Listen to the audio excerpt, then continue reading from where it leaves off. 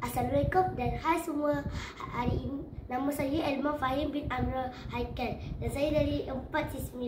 Hari ini saya ingin berkongsi tentang sebuah buku sangat menyentuh yang menyentuh hati saya, iaitu Tuhan Aku Yang Jumpa Nabi. Buku ini ditulis oleh Adi Roslan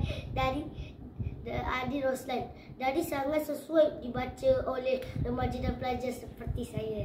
Buku ini mengisahkan seorang budak bernama Darwish yang sangat merindui Nabi Muhammad SAW. Dia mempunyai satu impian yang besar, yang untuk bertemu dengan Rasulullah.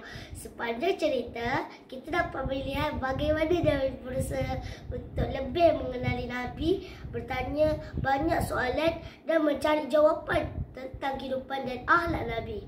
Apakah yang membuat saya suka buku ini ialah kisahnya penuh dengan emosi dan pengajaran. Ia membuat saya lebih menghargai dan kasih sayang, lebih memahami erti cinta kepada Rasulullah dan mengingatkan saya tentang pentingnya usaha.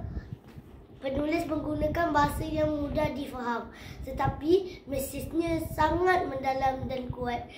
Saya juga suka bagaimana watak Darwish digambarkan sebagai seorang anak yang ikhlas dan penuh harapan.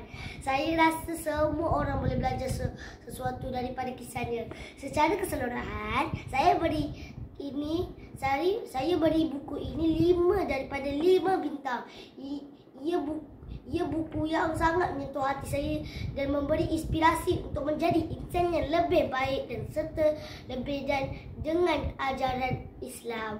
Terima kasih kerana dengar ulasan saya. Wabillahi taufiq wal hidayah. Wassalamualaikum warahmatullahi wabarakatuh. Salam sejahtera.